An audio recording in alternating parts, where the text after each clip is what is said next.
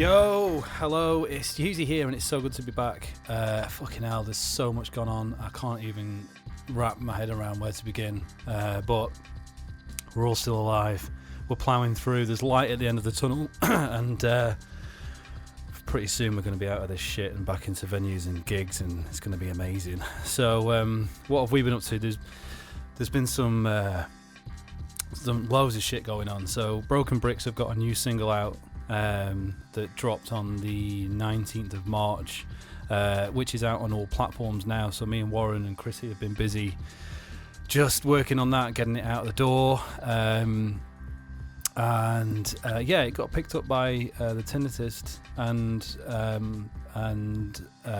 selected as the third best out of 100 singles that got released last weekend. So we're well happy with that. So man, there's a bit of buzz coming up on that one, so you should get out to your streaming platforms, Broken Bricks, and the tune is NASA. Or go over to YouTube actually, Broken Bricks, and check it out on there. And give us your feedback. Me, Warren and Chrissy, for each single that we release with Broken Bricks, we're going to have guests on to appear on each EP. So the first one is going to be for Slow Down, which was originally released back end of last year. And Buddy Peace, Strange Famous Records, has been kind enough to jump on this one and do us a nice little remix, and it is a banger. Warren's got one as well on there, me and Chrissy. But we are going to release the EP as Broken Bricks as well, so look out for that one. And all of this is leading up to the summertime launch of the full album, which is A Perfect View to Run, which is going to be coming out. So loads of shit going on between me, Warren, Chrissy and the Broken Bricks clan. We have got also a band called Pengshui, who are friends of ours, have got a new single out called Eat the Rich, and you need to go and listen to this track. It's a crossover between grime and punk, and it's fucking massive, so get out there and have a listen to it. Which brings me on to our next guest. So this is Fatty Bassman, my good friend from sunny Blackpool. He's an absolute gent of a guy.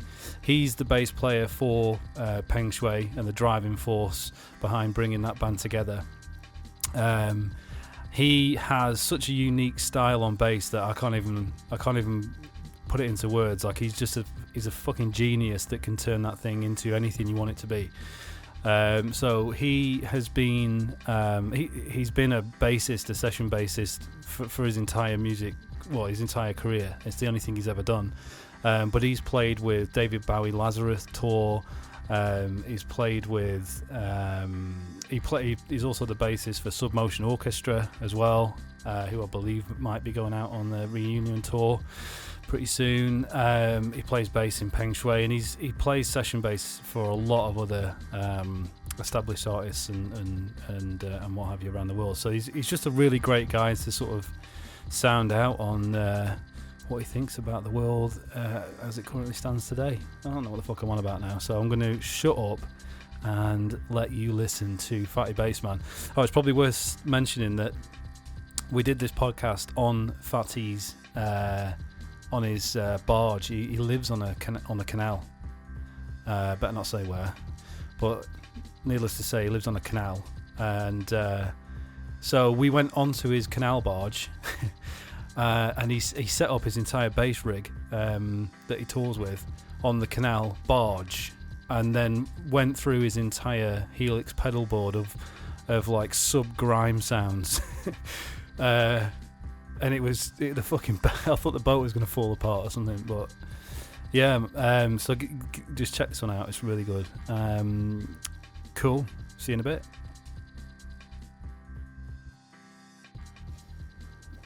Me? Yeah, you headphone. Turn out now. Yeah, that's better. Yeah, you hearing that? Yeah, I think it's all clear. Alright, cool. We've got 3 channels. 3, 2 and 1. Give us a little test quickly. 1, 2. In the yeah. Yeah. Is that all right? Yeah, banging. Just play something like gnarly, like loud, and see how it takes it, and then.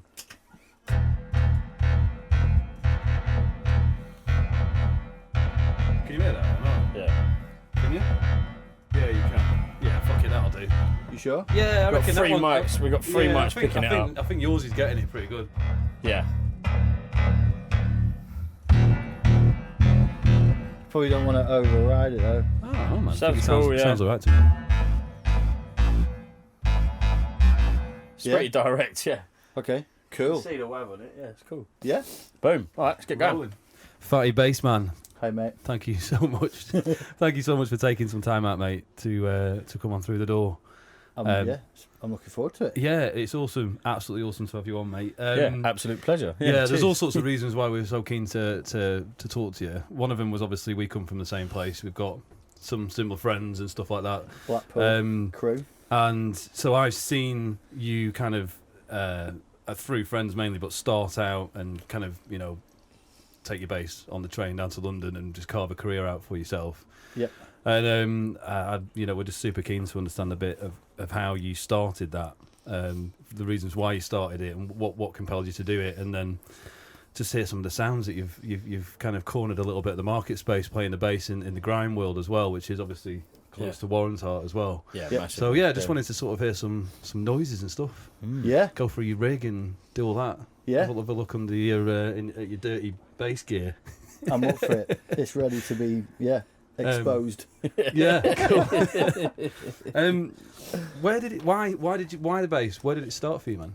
In Blackpool, and then when I was I basically started playing acoustic, like classical guitar, and then I did all my grades quite early on. So when I got to high school, which was Hodgson, the music teacher, he's like, oh well, because you've already done your grades, he just gave me a bass because there's no tuba players in the wind band.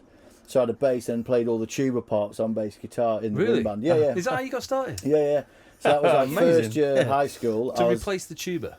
Yeah, to play all the tuba lines. All the bass you know, parts. like class like boom, boom, boom. Yeah, boom, yeah, boom, yeah. all that. So I did Did all that, and then but at the same time getting bang into like Metallica, Nirvana, all that sort of that era of music, which was cool. So yeah, and then at the weekends playing in jazz orchestras. So like already it was pretty diverse. Yeah.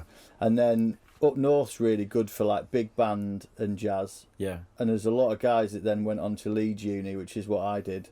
So I just basically was with my mates playing metal and rock. Yeah. And then but then also playing in jazz bands growing up, so I learned all my theory and all that kind of stuff of how to play because jazz is wicked for that. Yeah. You kind of get all your techers kind of stuff down. And then I went to Leeds to do a jazz degree sort of thing. Yeah. And then from there, instead of living with jazz musicians, I lived with producers. Right. So you remember Pete Cannon? Yeah. Do you know Pete Cannon? I know the name Pete Cannon. Pete was in Have I met Blackpool. Pete Cannon? So when we did Fat Jazz Collective, which was a funk band that I had in Blackpool, Pete was the scratch DJ. Right. Pete Cannon's now is like quite a renowned like UK hip hop producer, works for all the High Focus lot and stuff. Yeah. Me and him co-write all the Pengshui instrumentals basically. Oh, okay. Oh, right, amazing. But he's from Blackpool. Me and him then moved in together in Leeds when we were at uni. But because he was a hip hop producer, as I'd go to college and learn all my modes and all my jazz. But when I came back home, I was like recording with him, listening to loads of hip hop and mainly like electronic music. Yeah. So that was the main thing with that. So I just got straight into that realm basically of like producing, which is a nice thing because when you're doing jazz, there's a lot of kind of, you're basically overplaying, you're basically just doing loads of stuff, where when you have a producing head on, you're playing for the song or for the particular beat. Yeah. So it's quite nice to just get a well-rounded sort of thing. Yeah. So was it always music for you? I mean, obviously you've gone straight through the education part of it with a clear set goal of just that's what you're going to do for the rest of your life. Yeah. And it was just always going to be that. It's all I know, really. Yeah. Yeah. But I've been quite lucky because I've done a lot of different styles of music, like basically like fingers in pies. I've then because of that, I think stayed quite busy. So maybe certain things, say like when dubstep popped off, it was like I was doing like big band gigs, then that went massive, and then I went on the road with Alex Clare because he got really big with that dubstep crossover thing, and then I'd tour with that, and then that went quiet and stuff. So like you kind of got to ride the waves, because I've got like a lot of different styles down, I can then flip between different stuff. But having being as diverse as possible is mad important, because you tend to like, you appreciate so much more musically, don't you? And then people, and you meet bundles of different types of way people play. Yeah, and then you grow from like you do a jazz gig and you learn how they approach stuff, and then the next day you'll be in with a hip hop producer, and you'll learn his way, which could be completely unmusical, but you'll take certain aspects of how they make a beat, and you'll be like, well, that makes complete sense, especially in electronic music, because there's so many rules you have to adhere to. Yeah. Which is great, because that's what makes those types of beats or music amazing, because they have to follow strict BPMs. Yeah. Do you know what I mean? Yeah, exactly. The way that they're like formulaic sort of ideas, but then that's what makes the tune. So yeah, cool. Yeah, it's good. So on the production side, then, when did you really start getting into the producing? Producing was when... Because you're the producer for Pengshui. You're kind of labelled as a producer, right, or not? Yeah, I mean, I basically... I suppose it's like overseeing it all. Yeah. Okay. For like, in terms of like, all the projects start off with like me and Pete, and then I add everything. So it is like producing it all. I just know amazing mix engineers, basically. Yeah. So when it comes to that stage, I know too many amazing people that will do a far better job than me. Yeah. So I give them horrendous Logic projects and just apologise, which is what I did today with Dom. Yeah. Just like, and they just scream at me, being like, "Why haven't you done that? Why haven't you done this?" And I'm like, "Oh, sorry." But I'm quite scrappy. I just want to get all the ideas down. Yeah. And then I can get everything done and arranged and all the parts in. Yeah. And then I mainly work with Dom, who I work with in Submotion Orchestra. Right. He's amazing. That's who I was with today, actually. Yeah. We finished off a little project, and he's so good. He's so musical, but then he's like so fast as well, and gets around everything. He's just using Logic X, and even sitting with him, I'm learning loads, you know. That's really important. Like, we've both gone through stages, and clearly you have, is like where you've been in a room and played as a band, and then when you get to the point where you want to produce, it's like, and you sit and watch people use Logic or any DAW for that matter, and you just see. I mean, I sat watching DJ Zinc make tunes, Genius and Pay As You Go make tunes in the same studio environment, watching them. Yeah. I learnt my early production skills doing that, right? Yeah. And it's just amazing that there's no like right way. I mean, like, did you like have any strict rules that you adhered to when you started chucking like sounds into a DAW or not? Like, how did you work? I just no, not really. I just used it as a platform to get ideas down, and then the more I then was sat in with other producers, I'd start clocking how they would organise stuff. Because a lot of it's organised, and it's like labelling, busting it all to the right place. Like, this is that sounds nice on this, blah blah. And then the more sessions you get in, I'm just like soaking all their sort of ideas up, basically robbing all their production well, techniques. What you do, that's what everyone does, right? That's what. That's how you grow. Yeah, exactly. What you tend to find out is what you gain is shortcuts a lot of the time to make things simpler, and that's how you get quicker at stuff. Yeah, exactly. Well, when you first start out, you overcomplicate the shit out of it. Yeah, you do. Yeah. Put too much stuff on stuff. And then it's harder to mix. You've got all like fucking signals and transients and everything getting in the way of each other. Yeah. We've you always end up just going stupid simple again, don't you? Of course you do. You take everything out you don't need. All the many layers of synth. It's like the one thing on its own sounds great. Yeah. So I'll just leave it and stick a sine wave under it or something just to make it like, I don't know. Like, it's mad, isn't it? Little simple things. It's the way the more I started playing like in the dubstep sort of scene, especially that style of music. Because we did. Last year because I do the Outlook Orchestra, which is like a kind of it's like a collective of musicians that play the music. You know, like Outlook Orchestra in Croatia is it's basically like the main bass music festival. It's been going like 12 years. It's wicked. And then is Rodigan backed? Is Rodigan in front of the Outlook Orchestra? We do. Yeah, we've done 3 now. Yeah, I've done all the Outlook Orchestras. Yeah, we did. The first one we did was like 10 years of Outlook Orchestra, where we played like everything. Pharaoh Monch came out. And we did. What did we do? Like Beggars came out. Yeah. So they had like a hip hop section. Went into like dub, reggae. Dawn Penn came in from Jamaica. Did No with her.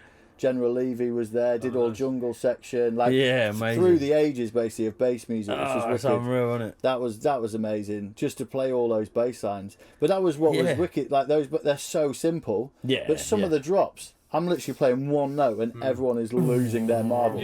Because it just builds up to this one thing, and it's like that's the realisation of playing that and being like, oh, the kids are going absolutely nuts for me playing one note. Yeah, you know what I mean? In the with the the expression though, and blending in different effects and stuff. You don't need to overcomplicate the chord structure or the notes or anything. Yeah, that's the amazing thing I think about it. Yeah. It's like having the ability to sort of, I've watched you.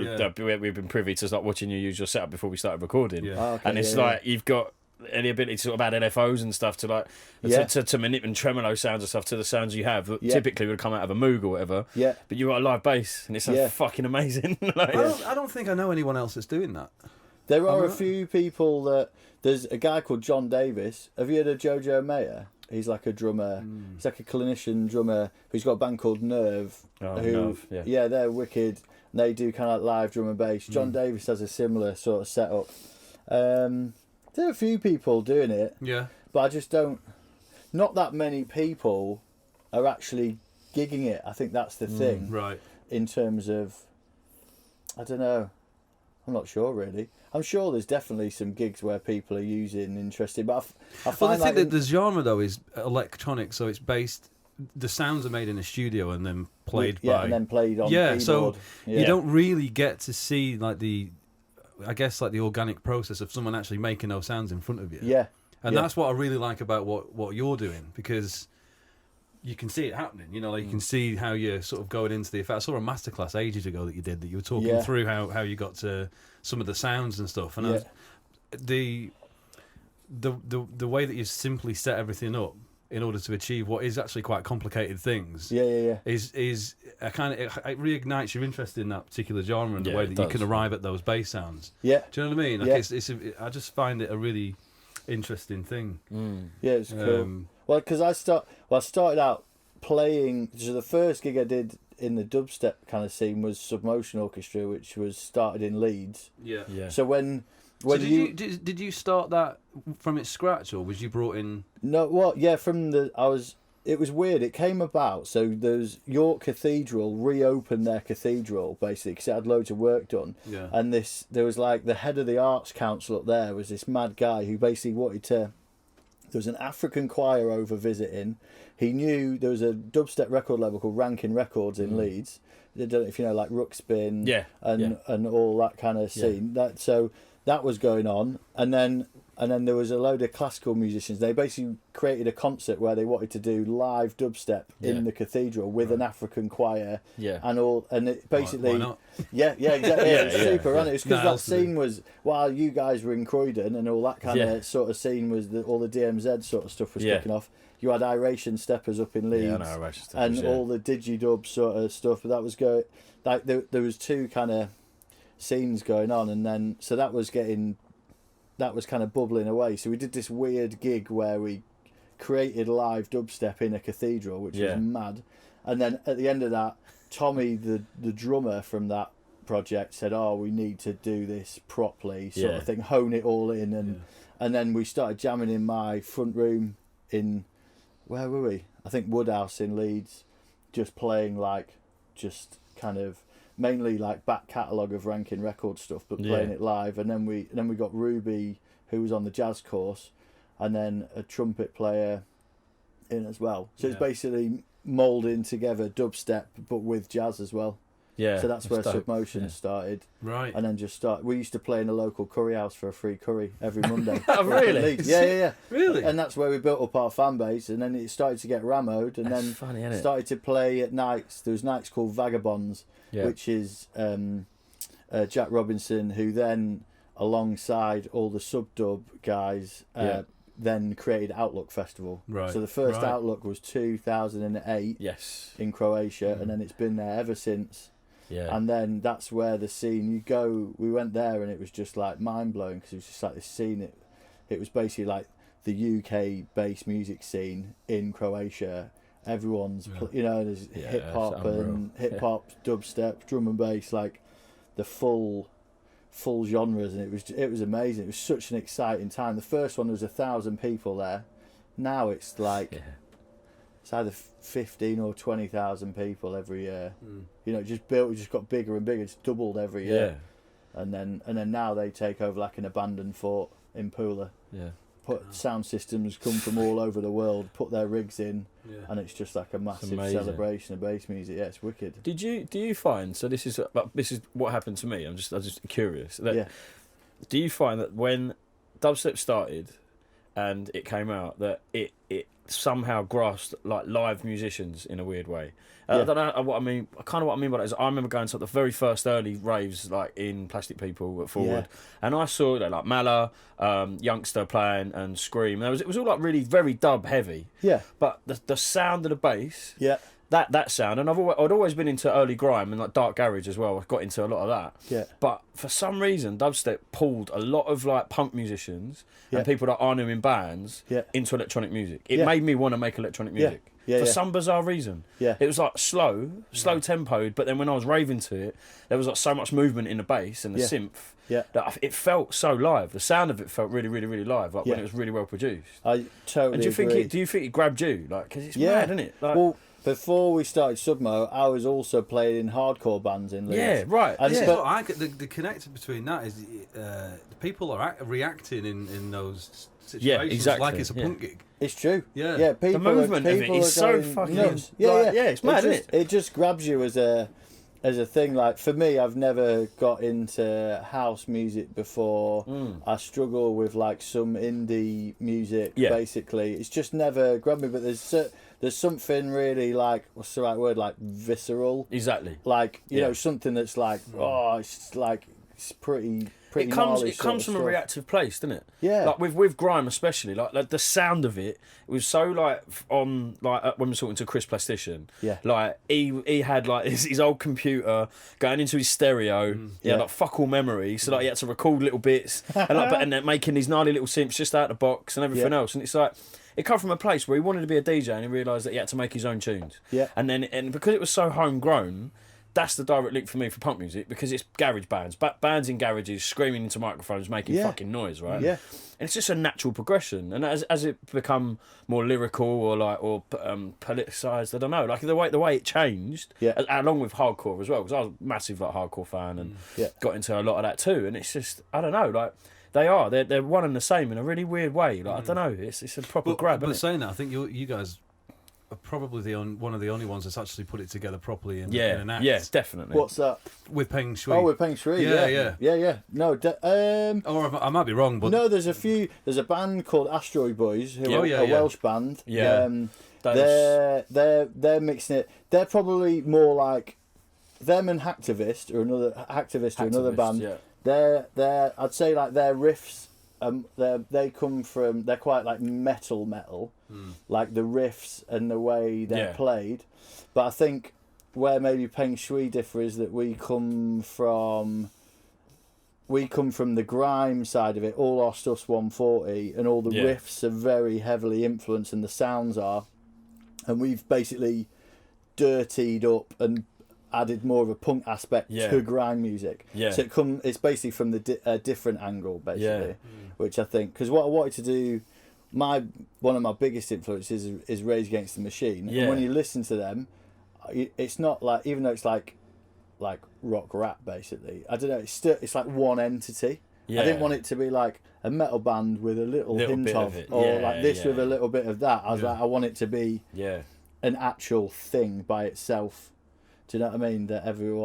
That's just, basically. Well, I think we've done quite well, just because in terms of the sounds, they're all. I'm playing when we play grime rhythms, they're authentic because they're the sounds and the way it's programmed and the way we play it, because we've been in that scene. We know exactly how to make that music properly. Yeah. But then we've also been in hardcore and metal bands, so we know how to make those sounds properly. So. What I think it's quite good at is being like, it's like an authentic thing. When people listen to Dave MC, it's like he MCs for Goldie and Flux Pavilion. You know, he's like he's the real deal when he plays. So that's what I wanted to get, was like an authentic amalgamation of it all, basically. Have you heard Distance, the producer Distance? Of course, yeah. So that was interesting. I always found about him is that he had very metal sounding guitars. Oh yeah, right, and they were like really like chuggy, like chunk, and then subbed underneath, like and like a lot of native instruments sort of sounds with it too, right? Yeah. But that's like the reverse, isn't it? Like because his drums again sounded very like rock, didn't they? But the still like the 138, 140 BPMs, really sparse and like kind of haunting sounding tunes, weren't they? Yeah, he was one of my favourite Submotion remixes. He did actually. It was either was it Finest Hour or Blind Spot? He did a remix for us. Did he? He's so good. Yeah, he's brilliant, man. Yeah, really good. He did some amazing Scream remixes back in the day, like just after Scream's album come out. Yeah. Like there was a couple of white labels around of just, it was a Distance remix, I think a Zinc remix and a Benga remix of a Scream tune. Yeah. I always used to just fuck about each of them. Yeah. But the Distance one was just like, he just put bundles of guitars on it. I think it was Make Me, is that a tune? Well, that might be his tune.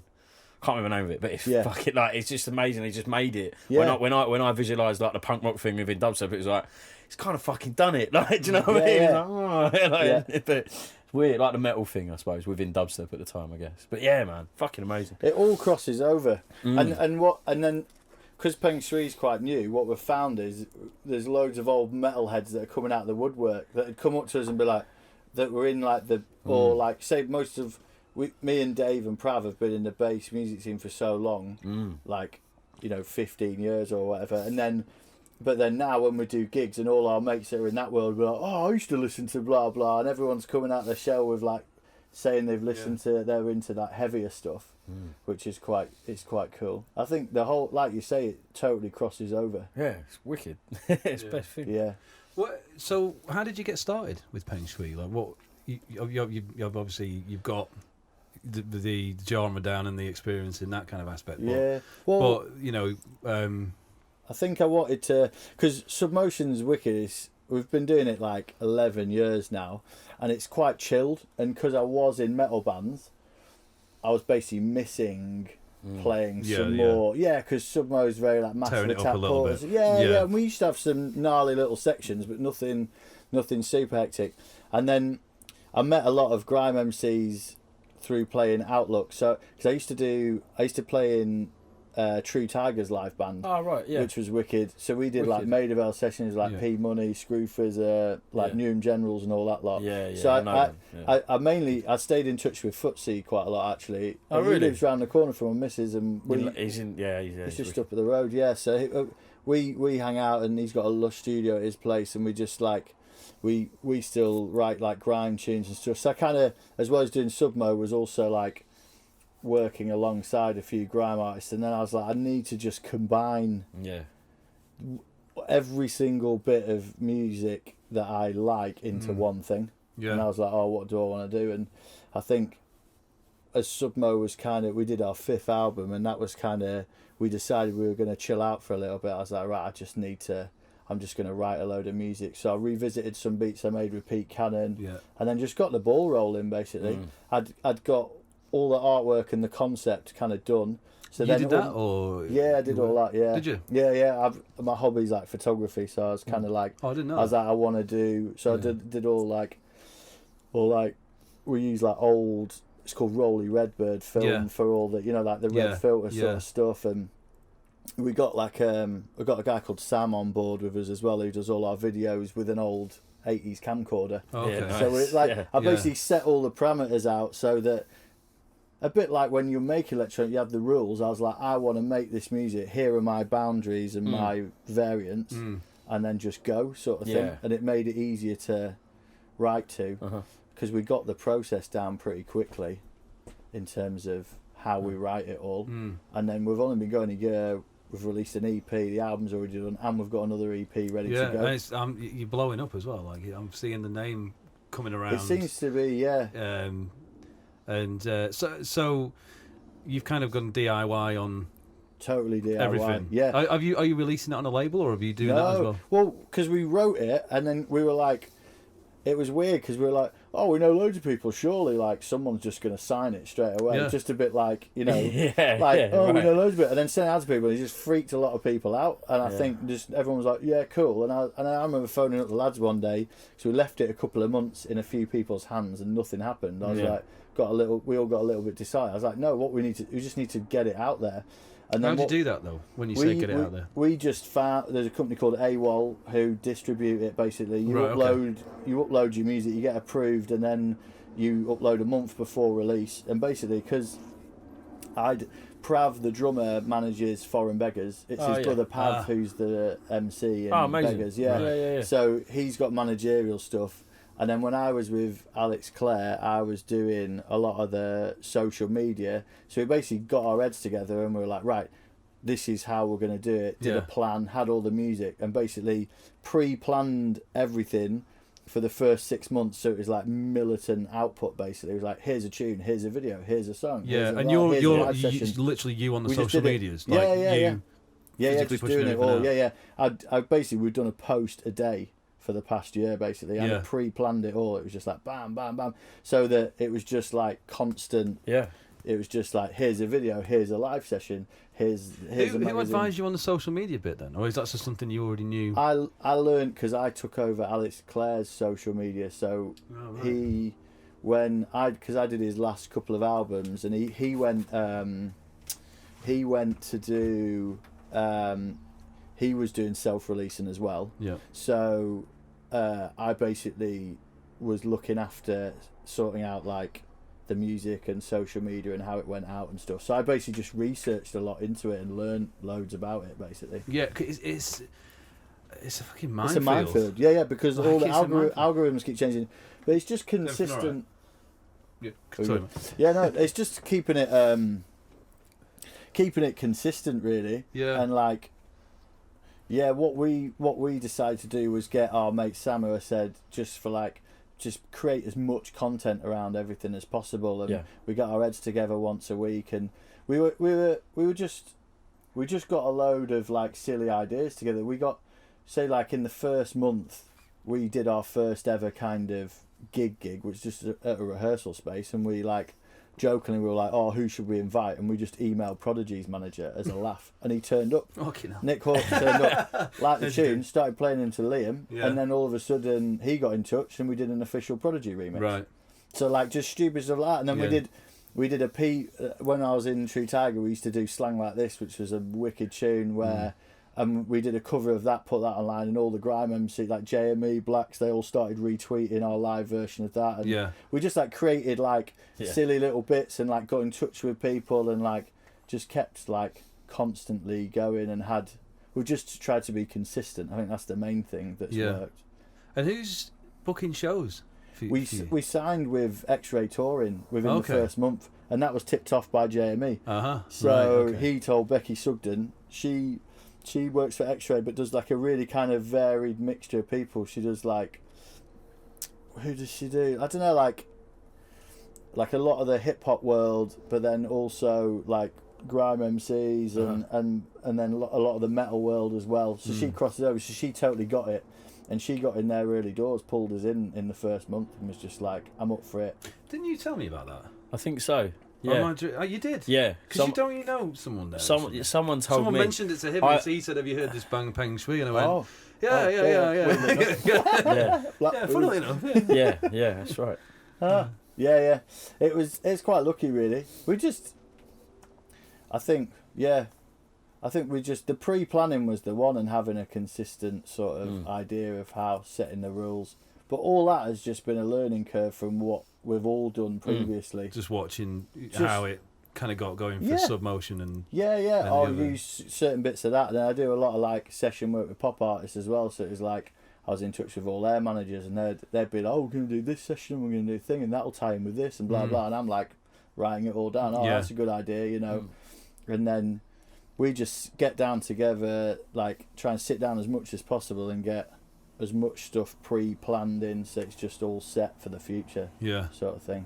And in that plan, did you ever sit there and do the classic like let's send the demo out to a bunch of labels type thing, or was it more? Yeah, did you do that? We did literally everything. Right. Went to town on like everything, or who are the bands that sound similar to us.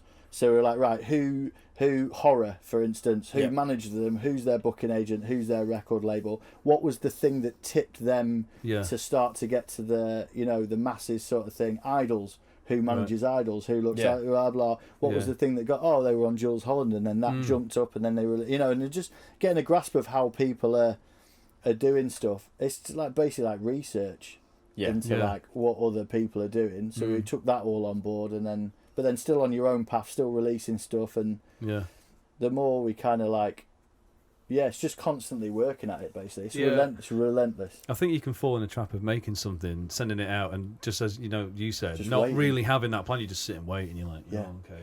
Well, we've people, been guilty of that. We've done that. 100%. Yeah, we've done that. Yeah. I've got at least 7-8 albums on hard drives.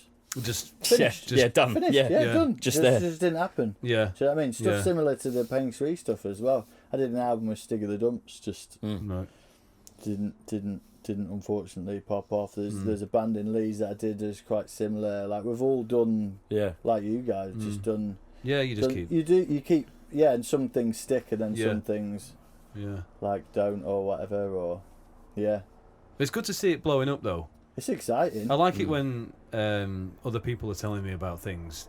Oh, you know, we had this chat with Charles from Flamingods. Now that I've said the name, someone will say it to you. Yeah, exactly. Yeah.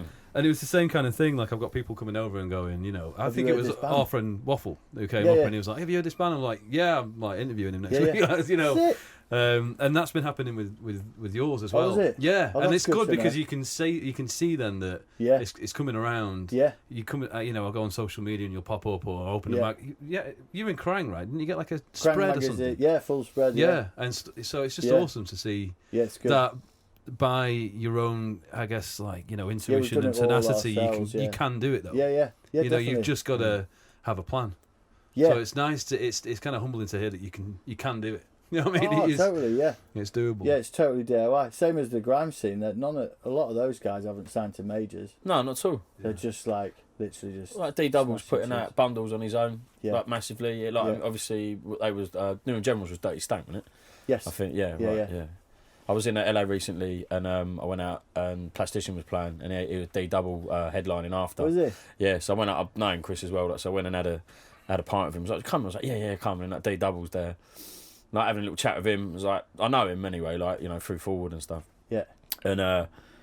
And his manager, not his manager, it's like some lad who was looking after him. Turns out he was in a year above me at school. I'm chatting to him, just had this like entire massive conversation. It's like, and there's like D sort of knows my cousin and all that sort of thing. I was like, small world, isn't it? Blah, blah, blah. It's just like completely random, but it's just like that their effort. That, like we were chatting just about like when they was making tunes, like after school.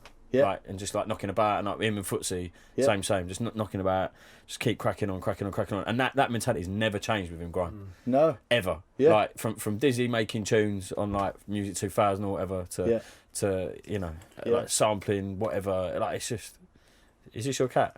Oh no, it isn't. Oh yeah.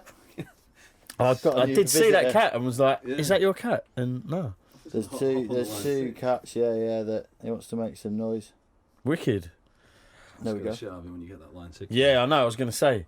So let's talk gear. Yes. Let's do it. Yeah, let's do it. So all these lovely sounds that you have the privilege of making for people and for yourself. What kit do you use? And then we'll hear some. So I started off when I first started doing electronic music. I was doing when Submotion first started. I used a Moog Rogue. Yeah. Have you tried one of them before? I've seen it. They're amazing. Yeah, they sound wicked. So the first Submotion album is on the Moog Rogue, and then I was like, oh, I want to use these, like the way you would create these bass lines and these synths onto bass guitar. I was like, oh, I really want to try and, you know, switch over and do the two worlds sort of thing. Yeah. And then so I found the first pedal. I just landed on my feet really when I was in that hardcore band in Leeds. They were called White Boys for Gay Jesus. You should check them out on Spotify. Mate, yeah, man, definitely. Music. They're amazing. That is one of the best names I've ever heard. Yeah. That's a good one. They're wicked. And then the guitarist Mincher had a Line 6 M9 pedal. Right. I don't know if you've seen them. Yeah. It's called like the M series effects, and they basically within that unit had a synth pedal, but then you could do different chains and add in like distortions, reverbs, delays, like whatever. Yeah. But within the unit as well, this was the big thing, is that you could also automate any part of any effect with expression pedals. Yeah. Which is what. So obviously, the main producer for Submotion, who was Ruxpin, Dom. I still work with loads now. He basically, I basically was like, right, how do you do this? And he was like, well, you know, the basis is a sine wave. It's like, that's your sub. You got to EQ it, nothing above whatever. Do you know what I mean? And all these kind of, he basically gave me a rundown, like parallel compression. You can add this onto this, and you know. So I basically took those ideas of like production techniques, sort of thing, and applied them to the pedal board. So keeping a constant sub, then having a top layer synth that doesn't have any sub in, so you kind of split in. So I split the signal basically, and you can do it as many times as you want, because you could. I could at the moment, say for the Mala show, some of those DMZ stuff, like there's loads of nutty stuff going on. So I don't know what I could. Basically, you can like, I'd have like a sine wave underneath, then a mid signal synth that I could then open the cut off of that. But then obviously you'd still keep the sub. Or you could add reverbs and tails and send them to different parts. So it's basically like live production on bass. And so you're adding effects on frequency bands. So it's not the whole sound. You've got, maybe you could have like a distortion on a high end, and then mid range might have a tremolo or something. Tremolo and chorus. To give like an LFO effect. Yeah, but that isn't getting in the way of your subs, which is, so it's literally like pure... different kind of thing. So hang on, I've got. So this is the board. So at the moment, the Line 6. Then they were Line 6 pedals. I've stuck with them, and they've just brought out a Line 6 Helix, which is this insane effects pedal where I can split the signal 4 ways within the unit. Fucking hell. So what I'm utilising now is I have like a sine wave sub underneath that's EQ'd, that just sits there basically. So that's like that. But then I can automate just that sub with an LFO. So that... sort of thing, and that's with the pedal. So that's literally the it'll be like sine wave. It's EQ'd, then it runs through an LFO basically. So and the then sound you're hearing is a sine wave. That is I mean, it's distorting my speakers quite a lot. It's a lot smoother than that normally. But so that's sine wave. So I'm basically playing a note. And you write up the fretboard as well. So that's another thing. So when I basically, for tracking purposes, I basically tune everything. So I'm playing it up the octave and then detuning it an octave on the synths, because when you play it up, it tracks. It's a lot more militant sort of sound. It's like more piercing, so it triggers the synth a lot better. Do you know what I mean? So like if you were playing it low down, it'd be like which isn't then going to trigger the synth to do that same note. So it's better playing it up the octave where it'd be like and then if it was at the normal thing, it would be like on the sub, but because it's drop out, it'd be and it's playing like all the way. So if I had, hang on, where's one that goes up the octave? If right.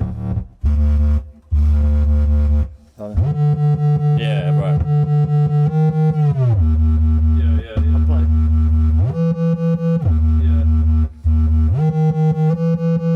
I'm playing the same note there. But just automating it with my feet, so I can literally hold it.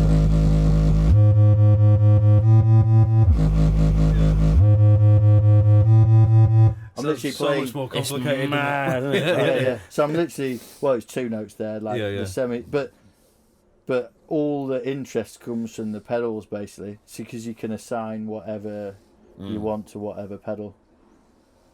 Have you ever used like laptops for But prior to this, because I mean, my experience of it when I was in a band with Scroobius Pip on the live, we were a 3-piece, it being him, a drummer, and me. Yeah. So I was on Ableton eventually, but initially we did like playback in the main stage, which was like the Logic. Yeah. I mean that program was a bit glitchy and flaky, shit. innit? Yeah, well, it died a lot, but within it though, you could have really good chains of like plugins and stuff. So I used to use like an Octave. I played guitar, but I had. You ran it through the laptop. I ran it through the laptop, and the latency. What did we do? We split the signal and then we improved the latency and then pushed. I don't know how we did it. How my engineer was working with stereo James. delay, basically. Yeah, kind of. So that exactly. So I could pull it back a bit. So it was fine. Yeah. But and all it did was like just when I played like the root notes, it managed to find the sub and go boom, and give me a big set playing like chord signatures over it, and even like with like quick change like punk like and it just do it all through it. Yeah.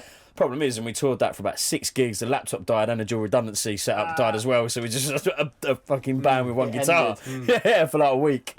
But yeah, have you used any of that sort of shit? Never use laptops. They do scare me a little bit. They are mad scary when it breaks. I've done quite a few pop gigs where like it'd be a track heavy pop gig and you run it off Lappy, and then I'm just not. You know what I'm doing a lot now actually is, instead of using laptop, taking a stereo bounce and using an SPD to trigger it. Yeah. So what I've got for a pop gig I'm doing at the moment, this singer called Jay Graves, amazing. You should definitely check her out. Yeah. Like, I think I did. You did a video. I did. We did a Maidavale recently and a few little bits. She's about to support Billie Eilish. Oh, is she? Yeah, with unfortunately I can't do it, but with like a stripped back sort of setup over in Prague. So they've been chatting to each other apparently. And amazing. Yeah, because I know you guys interviewed with just her mastering engineer John Greenham. John Greenham, yeah. Yes. Cool. Yeah. So, so what I run for her live show is it's like drums, bass, keys is all live. Yeah. And then what I've done is I've basically like got all the stems and basically muted everything that we're playing live. Yeah. Mixed what's left, done a stereo bounce of it. Yeah. I run it on SPD. I link the top two pads, so when you hit one it triggers the other. Nice. Yeah. So we run the click out of the sub out, and then front of house gets a stereo mix, and then we play around it. Amazing. Like for an artist who's starting out, instead of having like a massive playback rig and laptops, they're so like the hardware for those is so archaic, but it's so stable. And then we just run the backing track off SPD, and then even with an SPD, you can take it all down to a USB stick. So you could do the show anywhere. You just take a USB stick, plug it into the back of any SPD. You've got your show backed up, and then you just go. When we had 2 breakages on like the dual redundancy system fucked, we ended up bouncing out everything to an iPhone, a stereo Playing mix. It off iPhone. Right was click, and the right channel was sent to the drum, and the left was fucking out of house, like, front of house, like a mono, like send. It sounded all right, but playing guitars over it and that was a bit interesting. It's just like the mix was. Yeah, it was okay, but you have to do that shit if you rely on computers. It's just and stuff, different, different levels. You can obviously go high grade with like playback rigs, of course, but it just depends on what level the artist is at and stuff. Exactly. But the SPD thing works so well. It's great. It's cool. It's a good option. Let's get back to your Sorry, No.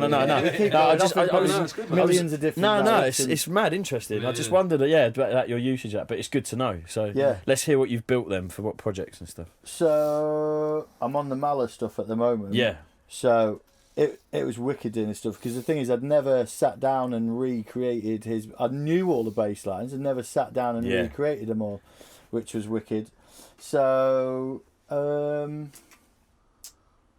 Yeah, I don't know really where to start. There's different stuff. This one is like a sine wave with a square wave on top of it.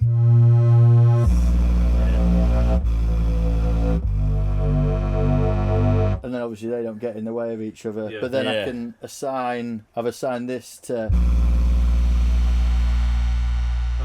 it's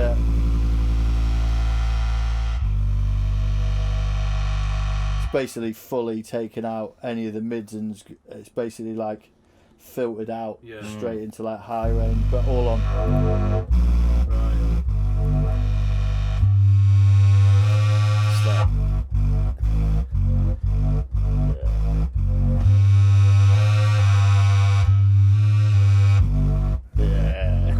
a tune just out of that. Well, that's the thing. It's kind of like a call and response thing with the pedals. You can basically play, in theory, a separate line on the top. Yeah.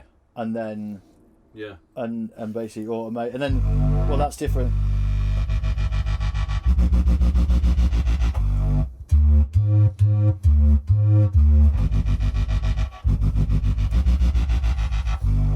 Sounds fucking awesome, doesn't it? I mean, it's that with a live setup. It's just that's going to sound amazing. Yeah, it was good, really. What amps do you go into? I've got an old 80s SWR that can just take a beat in. That's what I mean, because with what you've got, it needs to be able to handle it. And I've not found another rig that can handle it yet.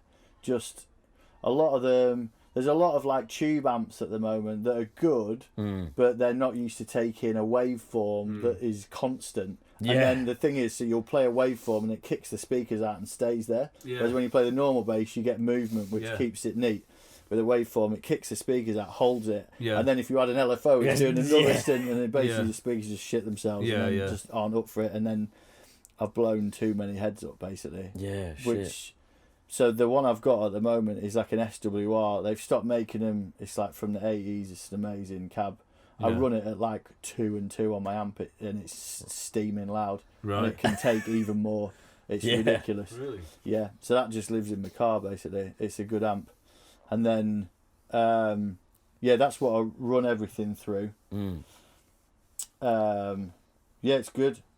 It basically can take all the subs is cool, and it's super clear on all the mids. You get like full range, basically. So how did you go about moving from the Moog rig to this? That was sitting down with Dom, who would like write me. I'd like jot down.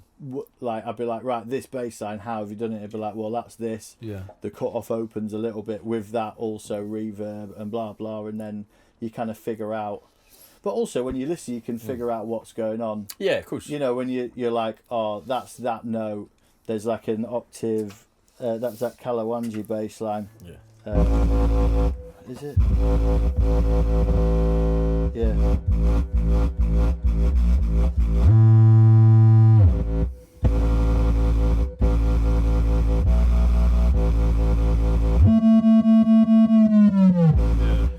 That wasn't the bass line, but in terms of like, so you'd have like normal. That's like an LFO. Put the foot down, you don't get the LFO. Oh, okay. And then the other foot pedal is doing an octave swing. Yeah. Yeah. What is the colour?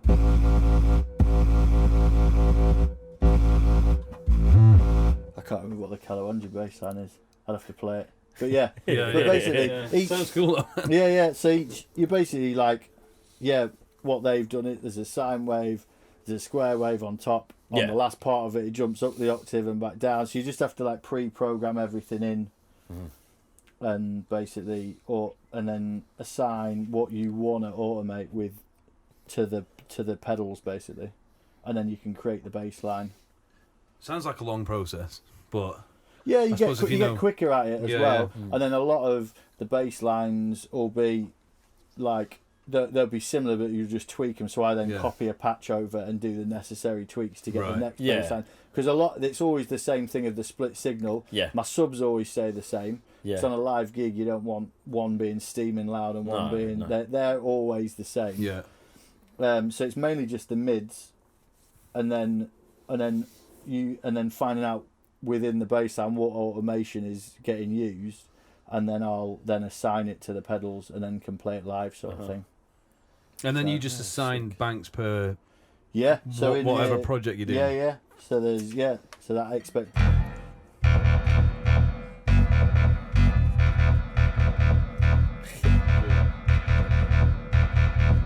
So that's just that's in one thing. That's that expected tune.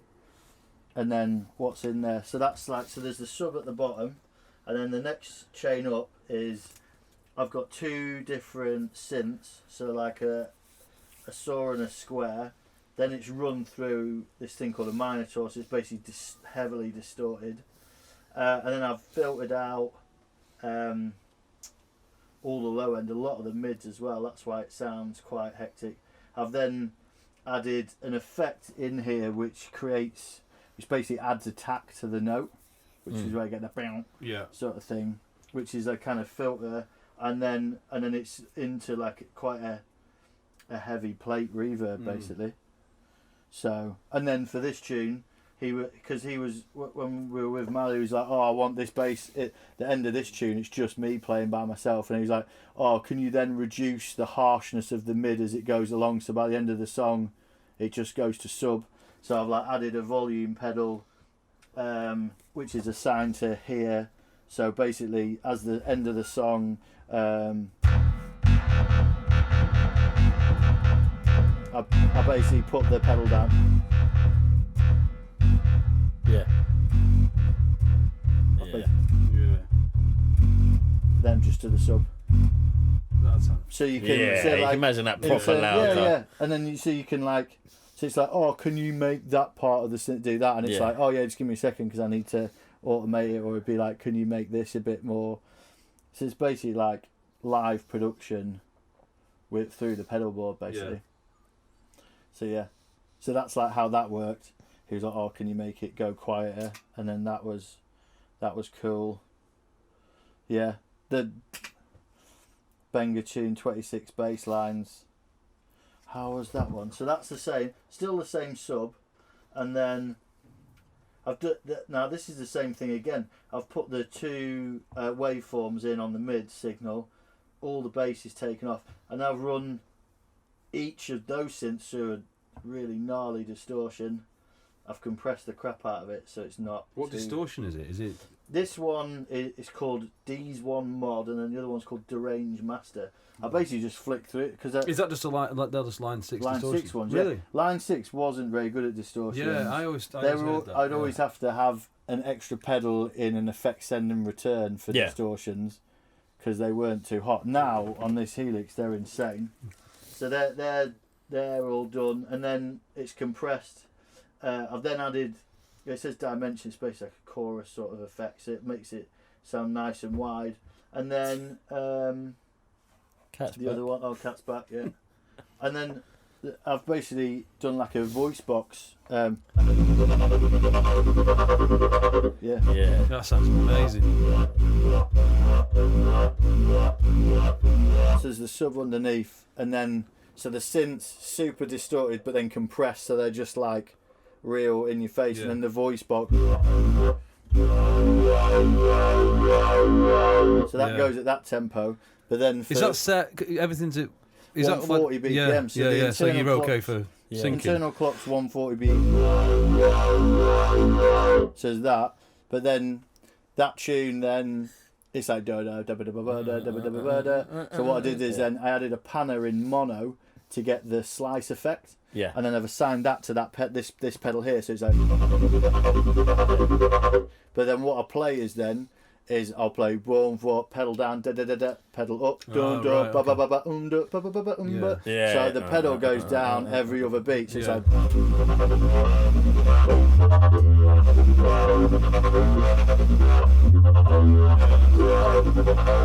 Yeah.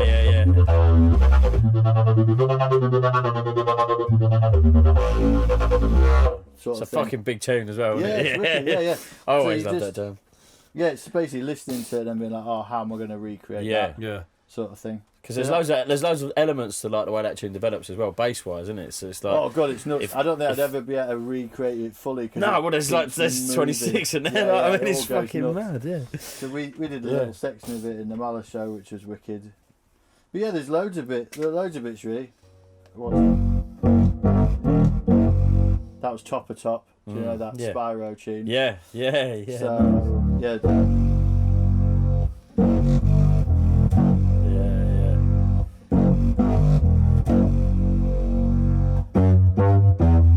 So basically nice. That's a similar thing with that attack sort of like filter effect. Same thing, 2 synths on the top, ridiculously compressed. I've run it through chorus, and then there's a plate reverb, a small one, but you can kind of hear it. Yeah. There. So yeah, it's not ideal with the speakers. They're having a little panic attack. but you get the it sounds amazing. No, you get the message. Yeah, it's wicked. And the Pengshui stuff, is that all those, because you got some gnarly sounds. Shit. Yeah, so I'm gonna have to turn it down. Yeah. On here, but I'll get into the Pengshui is similar setup, but I've basically just added in. There's certain parts. So it's like it's still the same thing, like super compressed synth, but they're just it's same thing, same sub, but just basically more like gnarly sound, like they ring out a lot. But then what I've also done is then created another channel, which will be what's good for that one, the Nobody. So this one for the Nobody Cares tune we do, there's 4 parts to it. So there's this one. So there's that sound, which is just a normal. There's a normal bass, but an octave above on that. And then I can then click in another one.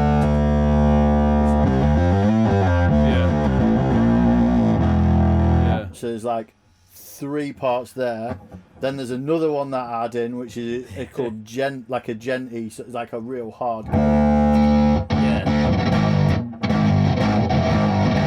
And then I've got the sub to add in as well.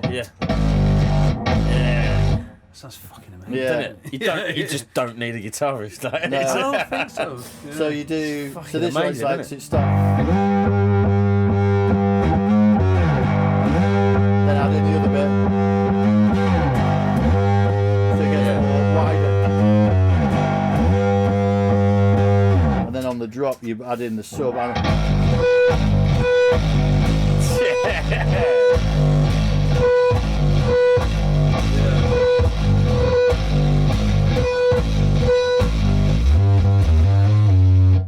And then it's that's just a little harmonic.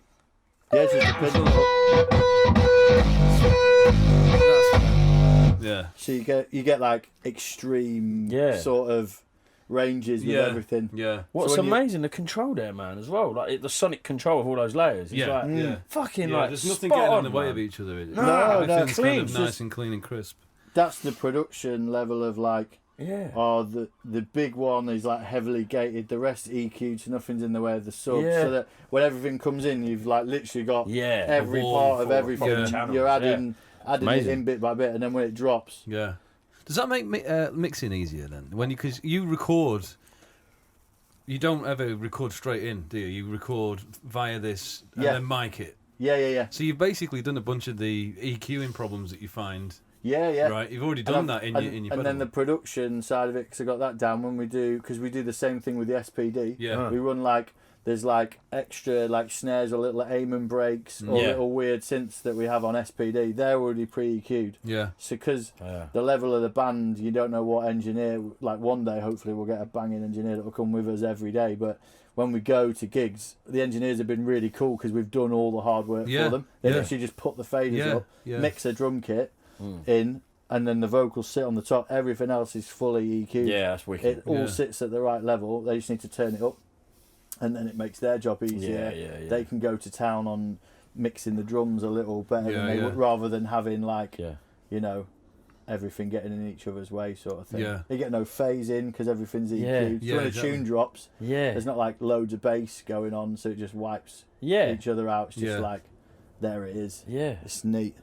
That's what I mean. It just sounds clean as fuck. Yeah, it's good. It's basically like creating songs like that. So they basically add in bit by bit. Yeah. So some of them will be gnarly, but then some of the we do.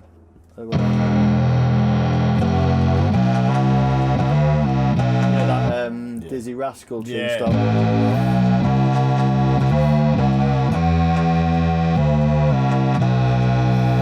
That's just that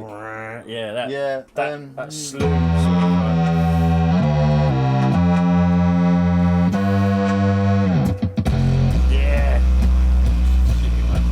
So it's so you've got the mid signal, and then when it drops, it should just hit the destroy button. It's just game over. The world falls apart. Yeah. Mate, it's wicked. It's good. Oh, it's basically man. like creating,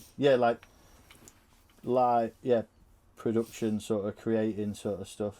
But but at the same time, it's super easy. The notes like 3 notes. Yeah, Kids go nuts for it. It's just pre-planning Yeah. and how they all sit together. Yeah. But it's the key. Like everyone is, like, as you said, everyone sort of said that, like, simplicity within music, taking it back. Oh, it's just a fucking way, man. Like it just pops. Yeah, sounds amazing. Yeah, it's just a wicked pedal. It basically can do everything that you want it to do, and all the line 6 stuff's got better and better. So that, I wish I could do this, and then weirdly some update will come and it'll be like, I can reroute it this way or do whatever. And did you find it was a bit of a pain in the arse trying to find your sound before things like this line 6? Because the bass is a tricky one, isn't it? Because like things like distortion and bass, a lot of the times you lose low end if you don't use the right pedal. We were talking about this today as well, weren't we? We were, yeah. We found the Boss Blues Driver didn't still scoop. has it. Yeah. Oh. Yeah. Well, it's one that we used because everything we were trying to find a sound and everything just cuts out the low end and you just like. Well, it just warmed it like it was like a tube amp warming sound as opposed to. So you got a lot of distortion out of it, but you just didn't lose the bollocks to it. Do you know what I mean? That was we're playing in Bricks, which was our punk band. Yeah. I remember that's the what we band. used. You sent me all this stuff. I think I might have sent you some stuff. Yeah, he was singing in it. Ah, amazing. Yeah. Okay, And I was cool. drumming in that one. Guitars and vocal. Yeah. Might do another one of them at some point. We should do. Yeah. Definitely. Yeah. But that's something that we always struggled with, was finding that getting the sound that you want. Yeah, it's all right recording bass and getting the sound that you want. But taking it live was always a bit of a nightmare. Yeah. It's all this gear now. You can do loads of it. You just need to get into how it works. You just geek out online. Yeah. About EQ and compression is what a lot of it comes down to. Because you can make all the gnarly sounds, but it's where they sit together, which is where you need them in the right places, and then so with the right level of you know what I mean, all at the right levels in their right place, sort of thing, which kind of usually gets overlooked. Well, otherwise it doesn't drop. You just think load it all in and it'll bang, but it just sounds shit. Yeah, you can't actually hear it. Yeah, no. So the frequencies are too low in the sub or something, and you do half the things you're listening to. Well, a bit like when I just played that thing. When the bass came in there, because we were going through tiny little speakers, it just totally cut out the mid range. You know what I mean? And it's like you need it all pre-planned so that because when this board goes live, I send all direct signals fully direct to front of house. Yeah, right. So you have all of them separately, so they just all sit nice. Where they need to be. So it's not like one signal with everything in it. No, it was like they have the sub separate. So they can do their own mix. They can do their own. It will be at the right level, but say for instance, if they did want more sub, they just turn up the sub channel. So I send it all separately out as well. Yeah. So they'll have everything. It's all. If they put it all at 0, it'd be cool. Yeah. If they did want to rag more sub into the room or whatever, or automate a particular tune or something. Yeah, exactly. They could do that. Yeah. It's all fully separated in this unit. Yeah, that's smart. Yeah, that's wicked. It's obviously just going down in one because the subservience. My poor little KRKs. Little bastards. You can't hack it. Yeah. But it's wicked. I think everyone should get them. No, there's other amazing stuff, but for me, it's the automation thing. Yes, it sounds amazing. Man. Yeah, because you can create a line with your feet. Yeah. So, there's better synth sounding pedals, but you can't then automate any part of it. It's just like that's your sound. And it's like, well, yeah, but I wanted to pull out this part in this bit and do, Yeah. Or maybe you could route in a synth there and then use the automation parts of this to automate it. That would work. But yeah, there's loads of options basically. So what, on that note, would you say if you're starting out, being like a session, what are the sort of 3 things that you need to kind of go and get? Would you say on like a relatively low budget or a starting out kind of budget? If you were going to start out now, in this day and age, what's the sort of 3 bits of equipment that you'd go out for and get as absolute has-to-haves in order to get going? I'd probably get a synth because it's great to learn about how those, like, I learned how a synth works and then took it to a pedal board. Like a micro Korg or something, or anything really with a decent. Yeah, like all the Moog stuff are amazing. Yeah, Because all the filters and all like the gubbins in it are amazing. I keep getting around to buying one of them and then never having enough cash. They're expensive, but you can get loads of a decent synth. Because so much, if you don't even do session stuff as well, so much of it is electronic. Yeah. So like a decent synth. Oh, Sub-Fatties, have you? They're wicked. Yeah, they are wicked. amazing. Yeah, they're cool. And then this is good. Yeah. like a decent pedal board. The one below the Helix is called HD 500X. You pick them up for £200, and you can split the signal with them in, and then like add distortions or whatever. So you can do a similar thing live. Yeah. To even because the Helix is just over £1,000, but you could still do one. You could still do it, on a smaller budget, and still have this one's just over £1,000. Yeah, this one's insane. Yeah. I thought it'd be way more than that. Oh, okay. Yeah, that's like that 1100. Sounds cheap to me. Huh? That sounds cheap. Yeah, well, I mean, for what it's doing. For what it's doing, it's insane. They're amazing. It's basically your whole career in a box. It is. It's like every single place you go. Do you have another one and back it up or something? Or I've got two of the HD 500Xs. One of these, and I've got my old pedals for. Even though I don't use them, but just because they were the first things I learnt on. Yeah. So, but no, I've got a backup of my sounds. So if something went wrong, I'd have to just do a quick run to a music shop and buy a new one. Yeah. And then reload it in. So that it's easy. It's amazing for that because you literally just do a dump of all the information of what you've got on there. Yeah. But yeah, hopefully they're so sturdy though. They're super heavy. But then this fits in a backpack as well. So when you fly for a gig, you're cool. Yeah. Whereas before I had a monster pedal board that would go under in the hold, and it would just get mashed. Yeah. Because if you went to America, they open everything up and pull out all your pedals and like have a good old search in there. Yeah. The amount of times a load of my stuff was mashed, it was annoying. And pedal boards don't. Certain pedals just don't. They're not up for They just don't take it. Yeah. No, they're not up for it. So this is why these are amazing. Yeah. Because the sounds have really stepped up. To the point where I don't think with many you would tell the difference between a boutique version of the pedal and what's been programmed in here, especially for a big rig. I don't think. At all. Yeah. And then this goes on like in a backpack on your back, so it's like as long as you don't throw it around, it's going to be nicely looked after. Exactly. Yeah. Because for me, the sounds are more important than the bass. I could still do a gig and just hire in another bass, but if I lost that, I'd be super stuffed. Yeah. So. Yeah, these are wicked. I reckon nice bass. I always use Fenders, a nice synth, nice pedal board. Yeah. But you could do it all on cheap. Yeah. You could get a bass for like 300, 400 quid. They totally do, yeah. You get the HD 500X for 200 quid. Yeah. Second-hand synth to learn about everything. Yeah. Off you go. Done. Yeah. What do you think the three most important things are that you need to do in order to make a career out of either being a session musician or getting your band established or making your musical creation, whatever it is, arrive at a place where you can actually sustain yourself on it? It's hard because a lot of the factors in making a band when you're writing your own music, a lot of those factors are not actually. You're not actually potentially in control of them so much. Do you know what I mean? Especially nowadays. But then on the other hand, you are, because you can just self-release and stuff. But I don't know. I just know. I don't know. It's a tricky one. It's a hard thing to do. I don't know what I'm trying to say. But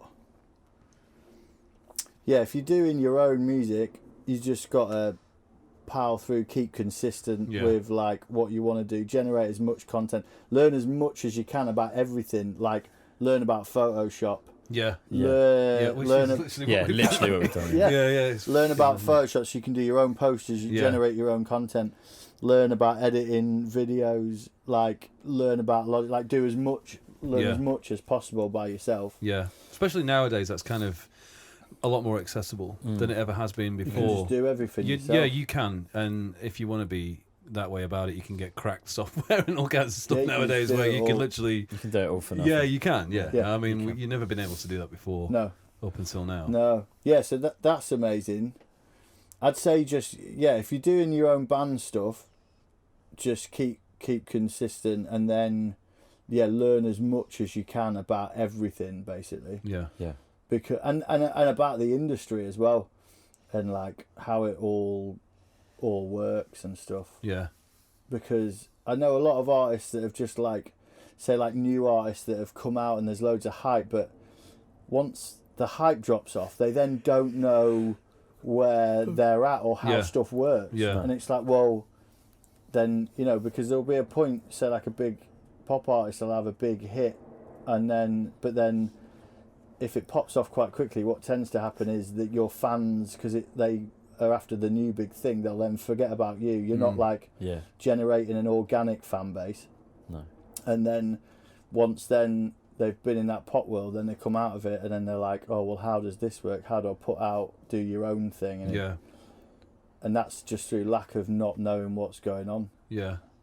So I think, just like learning as much as possible about what's going on. Yeah, I think you're right in that if you establish your idea of what you want to sound like and where you want to get to, and just keep doing it, keep at it, and don't, because then ultimately you're going to be happy with what you're putting out. I've known people change their sound based on the venue that they're playing in. Like, oh really? Yeah, like they'll kind of be more malleable to their situation, or they'll get a review. I played in a band that got a review that was kind of like, they should sound a bit more like this, or blah blah blah, and they've got, right, let's go back and rewrite.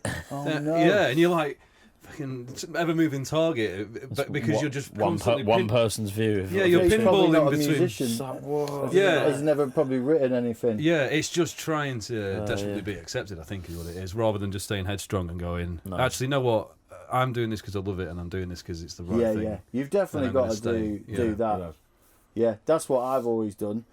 I started doing all the dubstep stuff before it got massive. Yeah, exactly. But I've always done that sort of stuff. Do you know what I mean? And just like constantly played in that world, and that's what I like playing, and I'll always keep playing that. So it's the same thing, really. Just keep doing what you want to do, and then you're going to be happy. Yeah, cool. So great. Good way to end it, isn't it? No, that's a really great bit of advice. Just thank you again, mate, for having us on. It was cool. Yeah. This lovely barge. We're going to put the fan back on now because I think we're all getting a little bit toasty. Warm. But this is definitely the first time we've ever done anything like this on a barge boat on a canal in East London. So just for the experience, man. Thank you so much. Thanks very much. Cheers, man. Fatty Bassman. Cheers. Yeah. Nice one, brother. Fucking awesome. And the cat. Thanks to the cat. Was that alright? Because I get worried about that sort of thing. Don't I tend to like do loads of